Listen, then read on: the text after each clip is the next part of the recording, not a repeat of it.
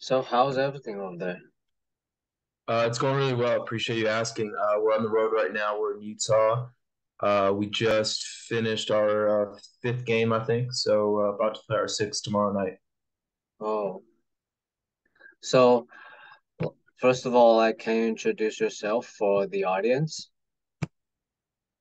Yeah. So my name's Joey Davey. I work for the Memphis Grizzlies as a sports scientist and a strength conditioning coach. I am going into, or just started my fourth season here with Memphis. Cool. So is it is sports science and strength and conditioning the same apartment in Memphis Grizzly? Yeah, same apartment. So we operate kind of as one unit, as one office we all share, and it allows for a better integration of the two. Although I know that some other sports, professional, even college, they're different. Right now, we operate under the same umbrella. Cool. So is there certain technology you use in the NBA right now? Like you use every day or every week? Yeah, we use kind of your classic performance technologies, both to monitor workloads, but then obviously monitor performance, which can kind of be two of the same in a lot of ways. So we use force plates, which isn't kind of new anymore. That's kind of what everyone's using. So we use force plates. We use your load monitoring technologies on the court. For games, that's optical tracking solutions, just because the NBA hasn't integrated the actual wearables yet. So we use optical tracking for the games, and then for practices, we're using an actual chip via IMU or RFID. So that's kind of the two big technologies we use daily. And then our medical staff is using certain technologies. Our coaching staff is using certain technologies, but that's sort of like our daily use case. Cool. So when it comes to testing and using technology, is there certain movement you're gonna do on force plates? Yeah, so we do a variety of jump testing. We use a congruent jump, so two legs, and we use a single leg jump, one leg. On occasion, we'll do like depth jumping. On occasion, we'll do some like loaded jumping. But I would say right now our bread and butter is sort of congruent jumping and single leg jumping. It just allows us to communicate with the athletes, communicate with coaches on what we're seeing, and that's at a pretty regular interval, every couple of days for most guys.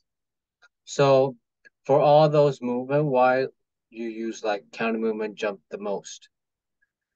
I think it's easy to implement. Like it's super quick. Guys can hit it pretty routinely, and it gives you a lot of signal relative to maybe some other tests that may give you a little bit of noise. So what I mean by that is, when you're assessing maybe a longitudinal graph of jump height or eccentric peak force, like you can see changes, week to week. I can see a change on Monday that I didn't see on the previous Saturday or the previous Thursday, and that can then inform decision making. Whereas, if I have a depth jump, that's not a test that I can really do, 3, 4 times a week with a basketball player. So it just allows, a high frequency testing, and a high frequency testing allows us to make some better decisions.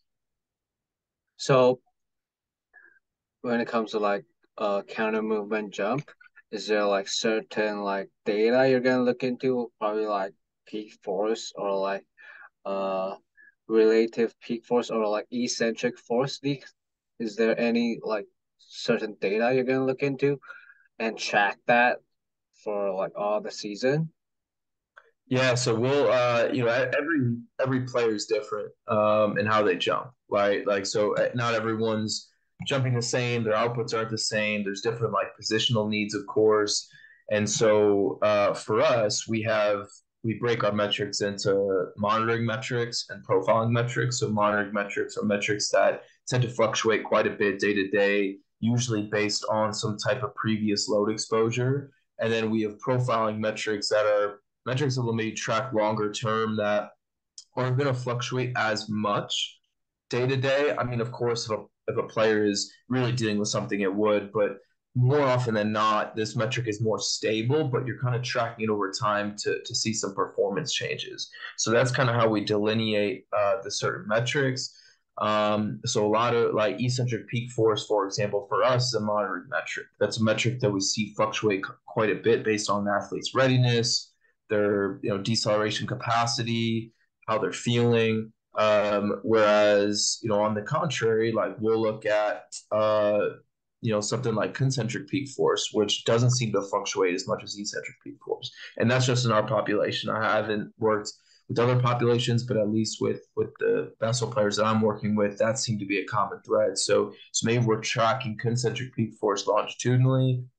Eccentric peak force, we still of course are. We want to see that number maybe go up over time, but we're kind of monitoring it for like day-to-day changes. So does that mean like so eccentric peak force is the, can I use like most important like data you look into right now? It's it depends on the player. It depends on the time of year. I wouldn't say that is like the most important. Like everything's looked at together. So it's like if we're looking at eccentric peak force, that's like the most a player can generate in the eccentric phase. But we also see that number and force at zero velocity are like super tightly coupled. So really, we're just seeing, hey, how much force can they produce in sort of this like end range knee flexion position at amortization, and that tells a unique story. However, it doesn't tell the whole story. So maybe we're pairing that metric up with, something like jump height, right? It's like, okay, you generate a lot of force, but you didn't jump very high. Like, what's up with that? Or maybe vice versa. It's like your jumps continue to go up, but I'm looking at your trend of eccentric peak force and it's going down. Okay, that's interesting. Where's your jump height coming from? We could also look at metrics and pair it to any other of our technologies. What is the game data looking like? What's their strength testing looking like? So it's definitely not like the most important thing, but it's certainly like high on the hierarchy of things we're looking at.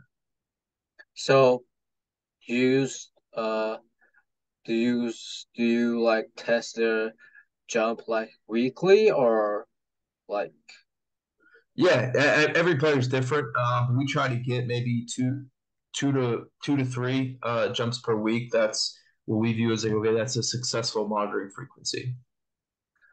so as a sports scientist and strength and conditioning coach, does that mean you need to test and profile all these data and try to like do the programming all on your own or on the same department? Yeah, I mean our systems are pretty automated, which is something that I've been able to do, and I'm super grateful for because it streamlines a lot of the kind of like tedious copy pasting or anything like that, and really you just get to spend your time looking at it, making decisions. That's the fun stuff anyway. So it's not too laborious to kind of go through the data. We just have it automated pretty well, where when we see maybe a trend line drop and say, okay, that's significant. What does their programming look like? So we work hard, but definitely don't try to make it super complicated. So we have all the kind of force plate stuff automated so that a lot of our time can be spent on the programming side of things. Cool. I want to like go deeper into like eccentric eccentric force or eccentric peak force. Sorry. Okay. Yeah. So if a player have like maybe jumps pretty good, but his eccentric peak force is like pretty bad, how to Mm-hmm. like improve this? Well, you got to ask a couple things, right? You have to ask, okay, what did they do maybe the preceding day or the preceding 2 days? Because tendons get stiff after intense exercise. And since tendons are more durable than muscles, the body shifts energy production to the tendon rather than the muscle to complete the task. And so that's how an athlete can jump high with low force outputs because the muscles are contributing less. The athlete's using more springs to do so. Um, and so you have to ask, okay, is the athlete maybe producing more force and not jumping as high or vice versa because of some previous activity that they had? Maybe they played 35 minutes in the previous 2 nights. Okay, now how am I looking at this data? So there's certainly contextual factors, but I would say that's like the biggest one is the athlete maybe changing their strategy to jump high because they see the jump height number and that's what they're going after. We like to just kind of go inside and see, okay, how did they get there?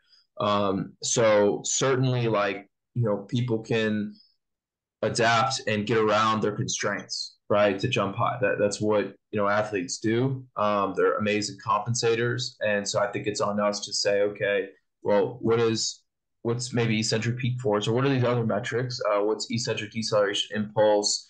What are these metrics that we can track that are reliable that can lead us to informed decisions? So that's why you mentioned that because if they want to jump at the same height with different situation, like different day and different like readiness, they probably change their jumping strategy. So their knee angle, they might, or their body angle might be different, right? Yep. But in order to jump at the same height, does they produce the same force to the ground? It kind of depends. We've seen guys jump higher and actually produce less force, ironically enough. And so they change their strategy a lot. And some guys that is the case, and some guys it's not. Some guys it's like we see this, drop in or a player will be like, "Oh, my jumps are really good." I'll go look at their data and say, "Okay, that's really interesting." Like a lot of your like peak forces are down, yet you jumped really high. Okay, what's that about? What other metrics allowed you to do that? So it's certainly complicated and super complex, but we try to just keep it as simple as possible and say, hey, we're tracking these monitoring metrics, and when they deviate from the norms, why is that? Communicate with maybe their PT or their strength coach, their player development coach, and kind of figure out why that might be. Cool. So I kind of want to go back to like if they can jump higher with less and produce less force, how do they do that? Can you repeat the question? So let's say he jumped with the same height with less force produced to the ground. Oh yeah, so you would so if you looked at a force time curve and you said, okay, well, this player just maybe took longer, right? They spent more time on the ground, they're dissipating that force over a longer duration. Peak force might be lower, but that allows them more time to generate force maybe through their muscles and jump high, right? So you have an athlete who, okay, I'm gonna get a lengthened contraction time, but I can still jump high. But since they dissipated force throughout a longer duration, you're gonna have a lower peak. Appreciate it, man. Appreciate it. Just want to clarify that. Yeah.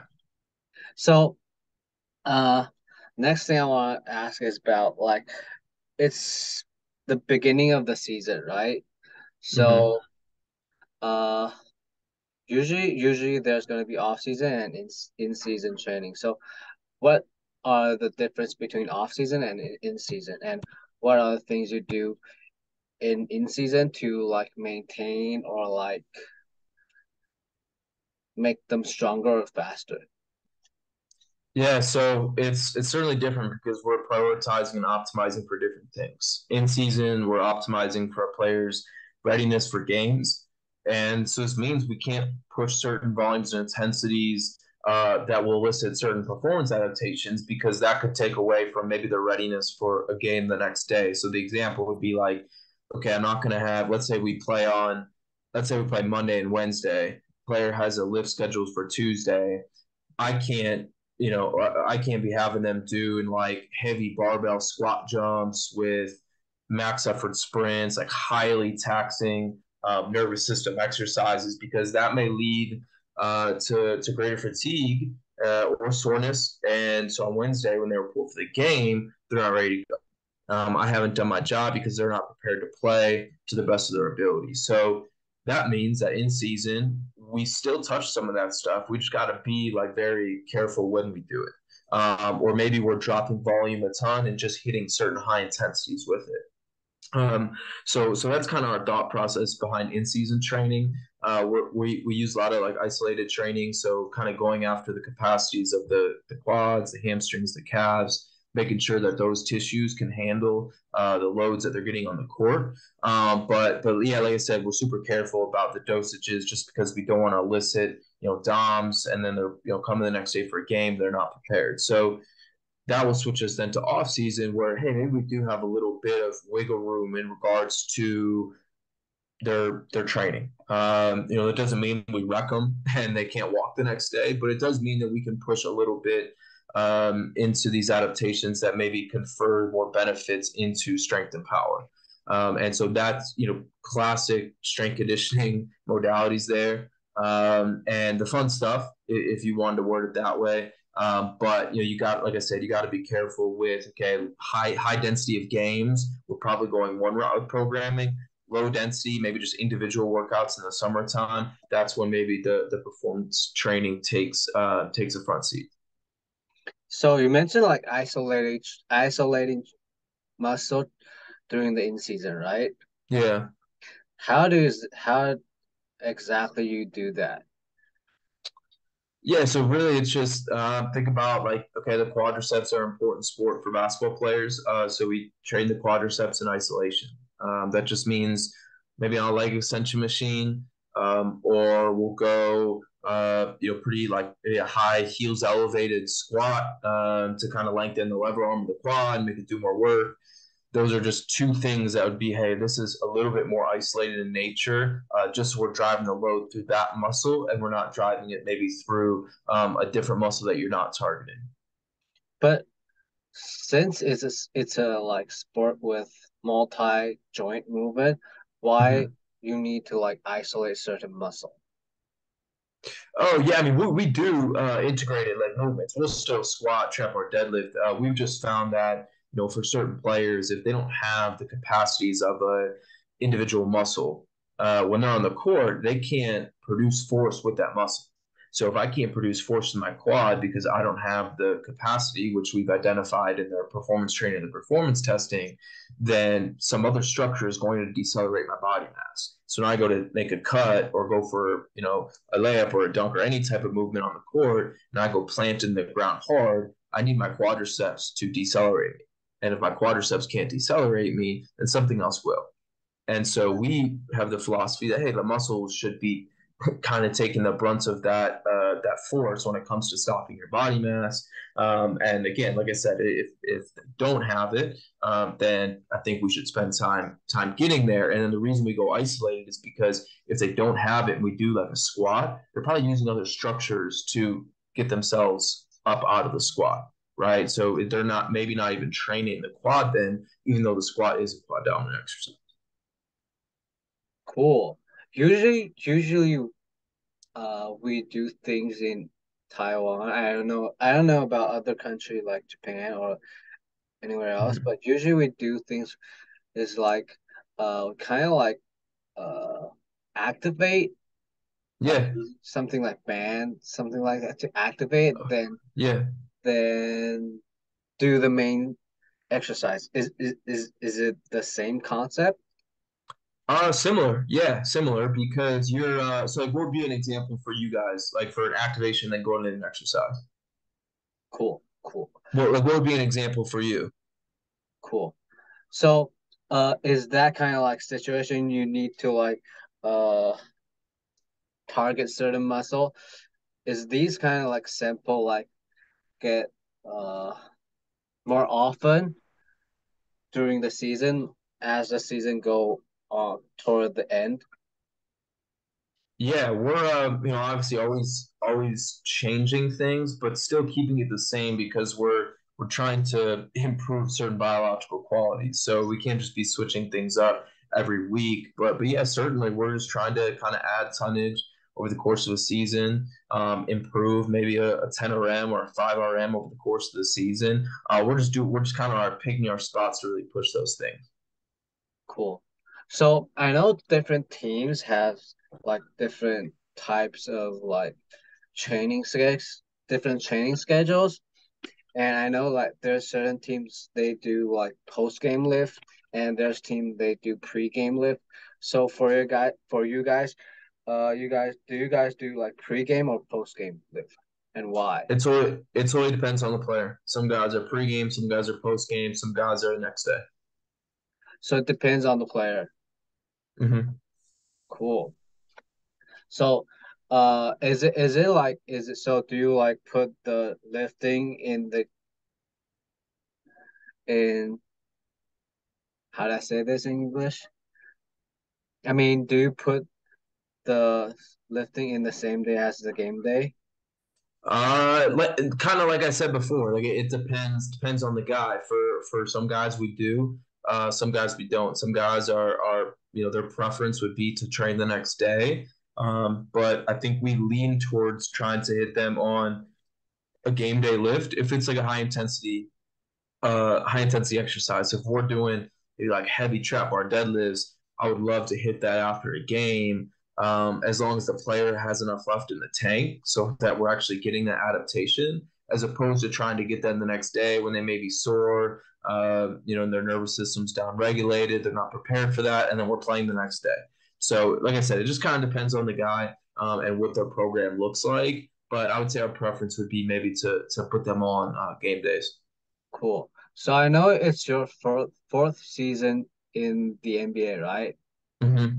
So, uh, what's it's like to working in like the highest level in the industry?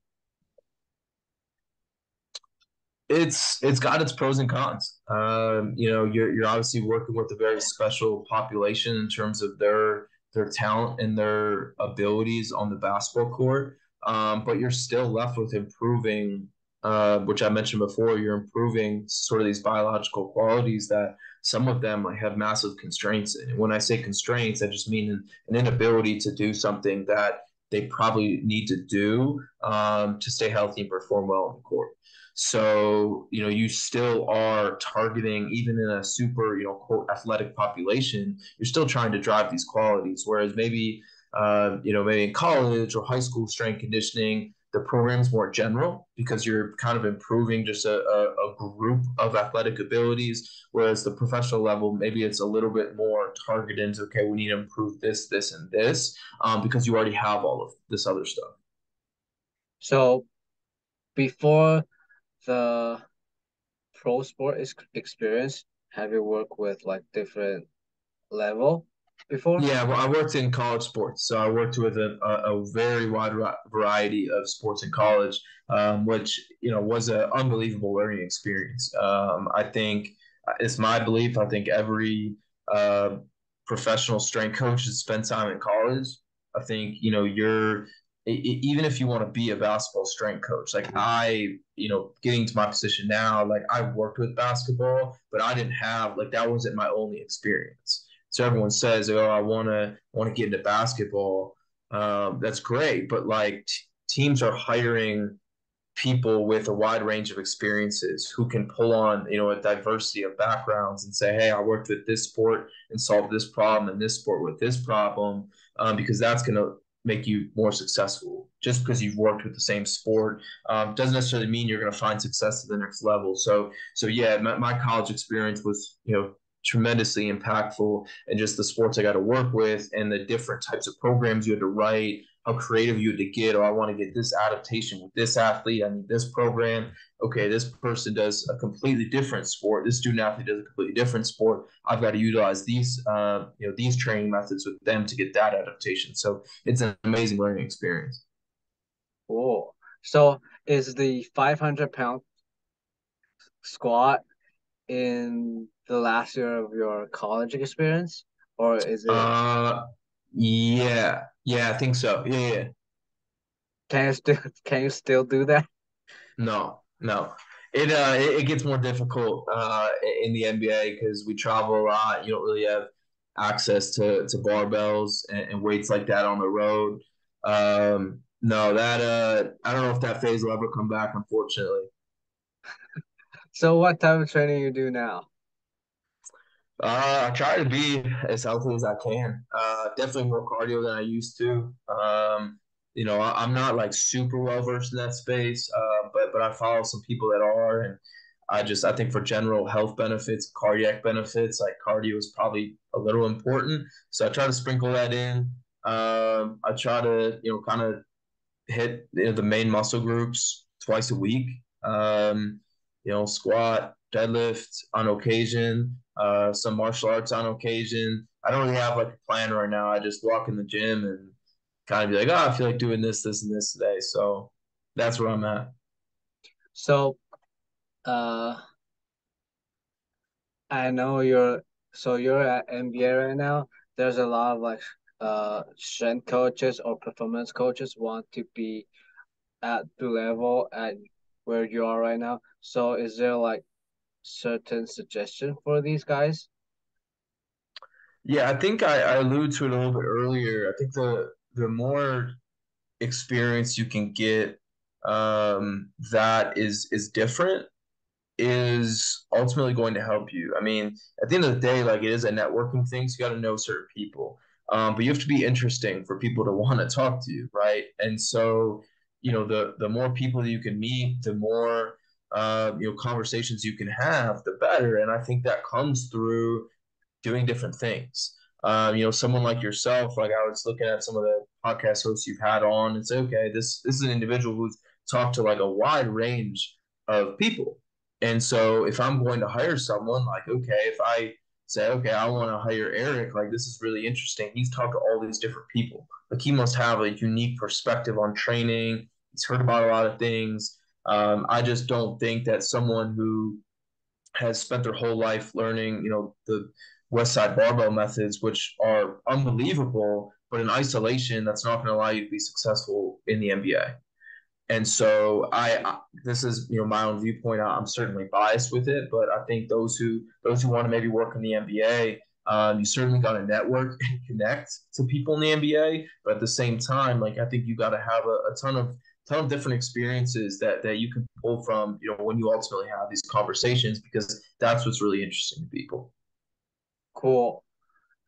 If there's like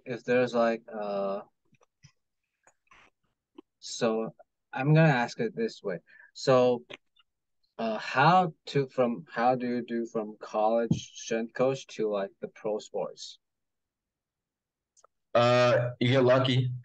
I got lucky. I genuinely was networking. I was trying to learn. I was trying to learn from people that were really bright. A mentor of mine, Daniel Bove, he's with the Pelicans. He, we had a conversation, kind of fall one year, and we just stayed in touch. And the questions I were asking, I was like legit curious about. And if forced him to kind of be, okay, this is how I solve problems and make decisions. And we had a really good, healthy dialogue going, even though it was, in my opinion, like a one-way street. It was still something where like the questions I was asking were actual problems I was trying to solve. It's like, hey, I might be asking a question on, athlete management systems, because like I was trying to design one and create one from scratch, and I knew he had used one. So it's stuff like that I think kind of opens the door, because he then ultimately helped get me this job. And so I think networking, not just for the sake of networking, but networking because you're trying to learn and improve whatever system it is you're trying to implement. I think that's the path forward for a lot of people. Cool. And that's what worked for me. Like that's how I got from college to NBA. I was just like, hey, this is what I'm trying to do. Can you help me? Not with the intention of like trying to go to the NBA. I was just like, hey, all this stuff's really interesting. And then him being like, hey, there's this job that just opened. So is there like certain like things you're like interested in right now? Let's say like probably like speed training or like I don't know, like the book Daniel both right, or certain is there a certain thing you're learning right now or you're interested in right now? Yeah, kind of a wide variety of stuff. I would say maybe non-specific to strength conditioning.